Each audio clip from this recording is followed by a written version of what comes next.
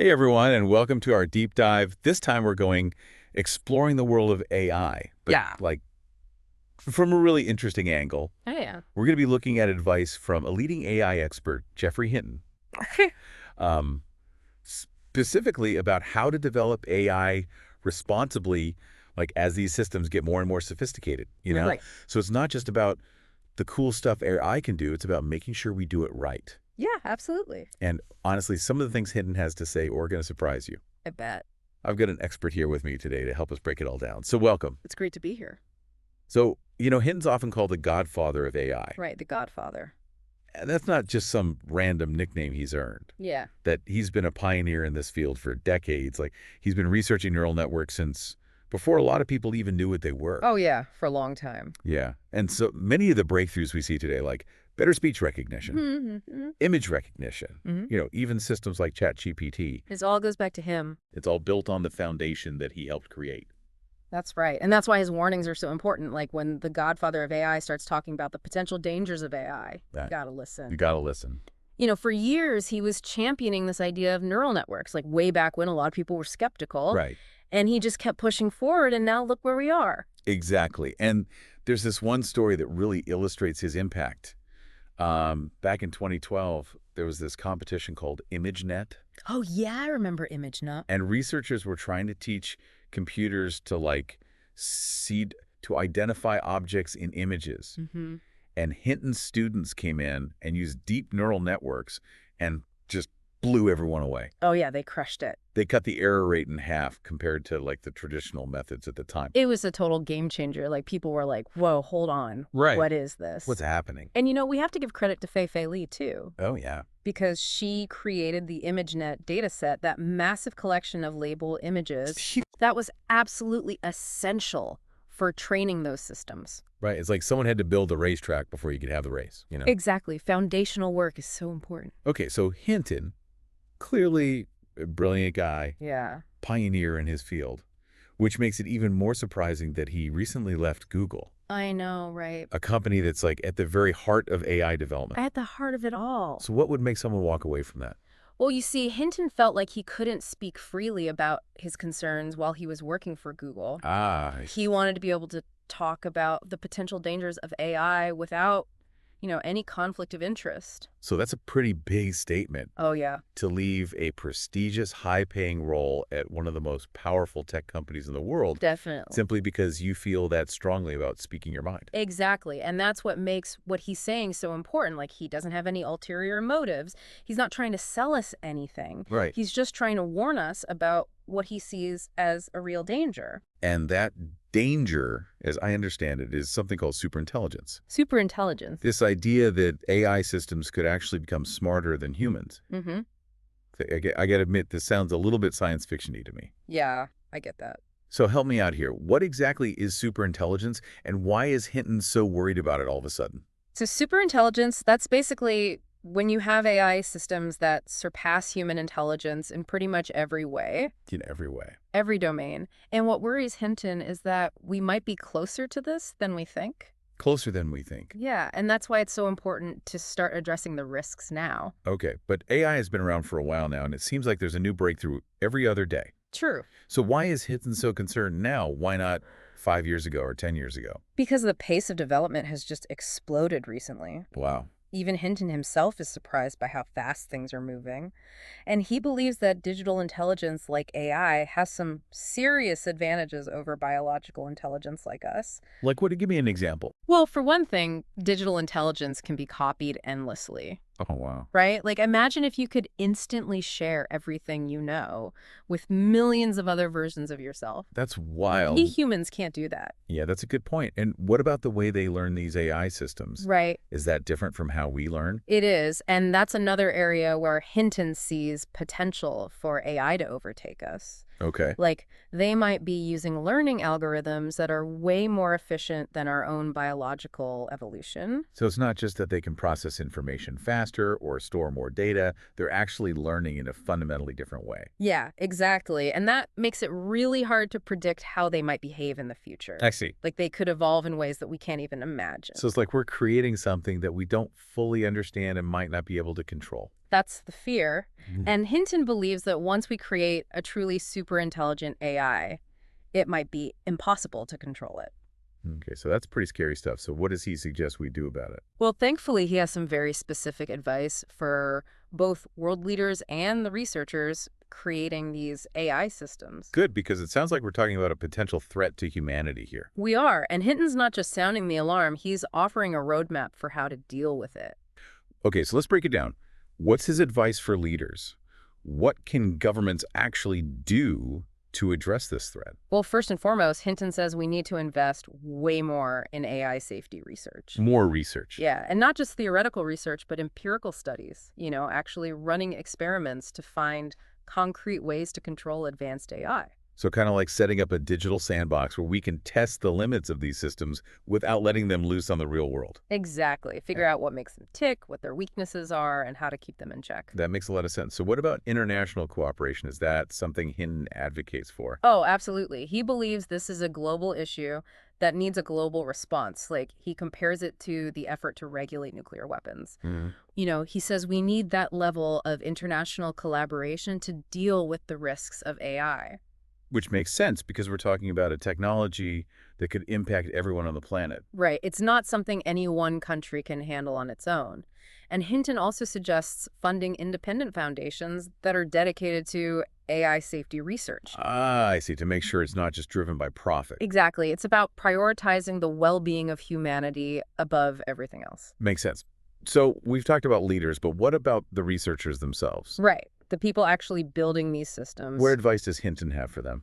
He acknowledges that researchers are driven by this desire to push boundaries, to create more powerful AI. Right, to see what's possible. But he says we need more balance Between what? between making AI more powerful and making sure it stays under our control. Okay. I like that more balance. It's like he's saying, hey, we're building this super fast car, but we need to make sure it has brakes too. That's a great analogy. And he's specifically encouraging young researchers entering the field to focus on this area of control and safety. So it's a call to action for the next generation of AI experts. It is a chance to shape the future of AI in a responsible way. So we've talked a lot about Hinton's concerns and his recommendations, but I'm curious what he thinks the future holds. What's his vision for the relationship between humans and AI? Stay tuned, listeners. We'll explore that and much more in part 2 of our deep dive. Welcome back to our deep dive. We were just talking about Geoffrey Hinton and all his warnings about AI. Right. And I'm kind of curious, what does he think is going to happen? What's his vision for the future with humans and AI? Well, he definitely doesn't sugarcoat the potential dangers. He actually uses a pretty interesting analogy. He says humans might just be the bootloader for digital intelligence. The bootloader, what does that even mean? Okay, so think about how a computer starts up, right? Okay. You have this little program called the bootloader that basically kickstarts the whole operating system. Right. The operating system's like the brains of the computer. Exactly. And it's way more complex and powerful than the bootloader itself. Okay, I'm starting to see where you're going with this. So Hinton's point is that we humans, we might be like that bootloader. We're the bootloader. Yeah. With our limited biological intelligence, we might have accidentally created something that's going to become way smarter than us, like the dominant form of intelligence on Earth. Wow. That's kind of a scary thought to think we're just a stepping stone to something much greater. Yeah. It's definitely humbling. But I think the important thing is that Hinton's not saying we should just give up on AI research altogether. Right. He's just saying we need to be more careful, more thoughtful about how we develop it. So how do we actually do that?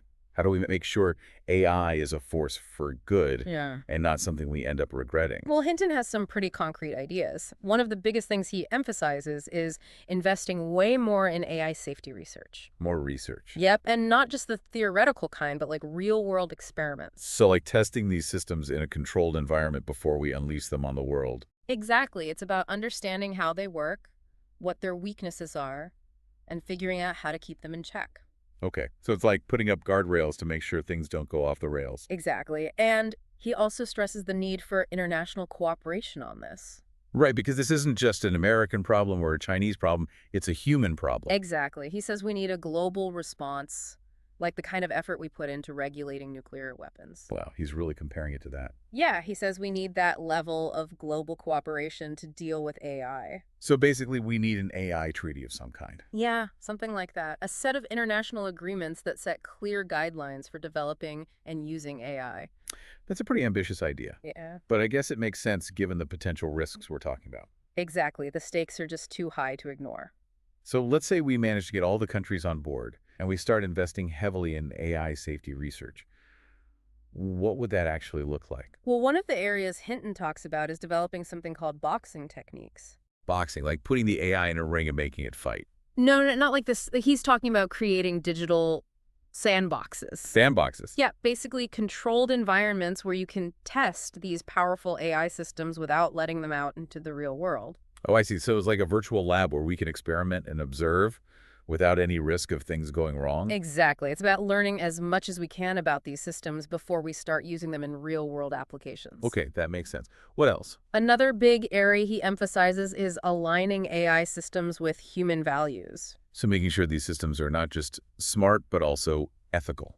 Exactly. And that's a really tough challenge because it means figuring out how to define human values in a way that a computer can understand. Right, because AI doesn't have morals or empathy like we do. Exactly. Those are things we have to explicitly teach it. And that means being very careful about the data we use to train these systems, the goals we set for them, and the feedback mechanisms we put in place. So it's not just about making AI smarter, it's about making it wiser. Exactly. And that's really what Hinton's advocating for, a more holistic approach to AI development, one that puts humans at the center. I like that, the more human-centered approach. He believes that if we do this right, AI has the potential to be an incredible force for good.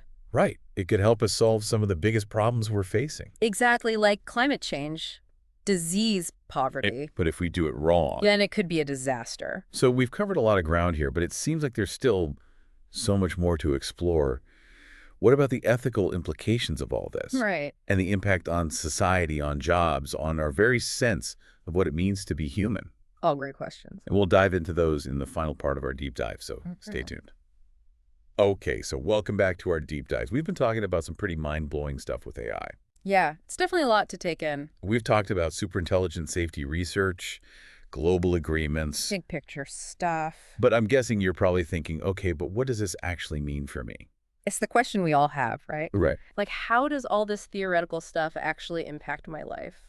And Hinton gets that, like, he knows these warnings can sound pretty scary. Mm-hmm. But he's not saying we should just abandon AI altogether. Yeah. He's saying we need to course correct. We need to shift our priorities. To make sure AI is a tool that benefits humanity. Right, not the other way around. Exactly. So it's not about banning AI, it's about building the right kind of AI. Exactly. And for those in charge, leaders, policymakers, Hinton's message is pretty clear. Invest in AI safety research now.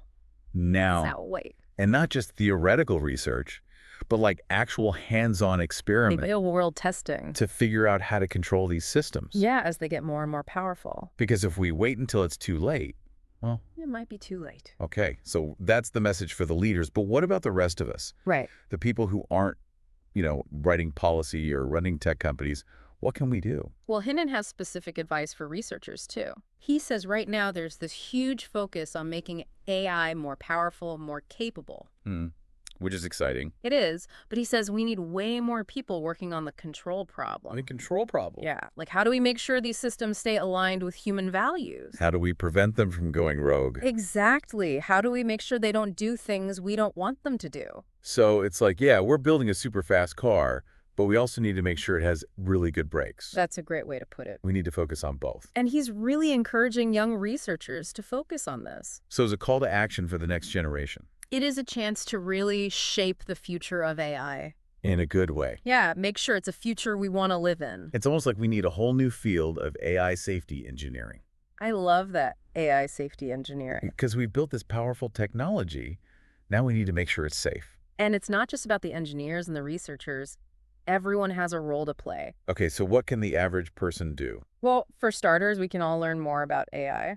Right. Understand the potential benefits and the risks. Exactly. Have conversations about it, with our friends, our families. It's going to impact all of us, so we need to be talking about it. And we can support organizations that are working on AI safety and ethics. There are some great groups out there doing really important work. And we can demand transparency from the companies that are developing AI. Right. We need to know what they're working on and how they're addressing these safety concerns. So even if we're not the ones coding the algorithms or writing the laws, We still have a voice. we can still make a difference. Absolutely. And I think that's a really empowering message. Yeah, because it's easy to feel overwhelmed by all this. Right, like it's all happening so fast. But we're not powerless. No, we have choices to make, and those choices will determine what the future of AI looks like. And remember Hinton's analogy about the bootloader. Oh, yeah.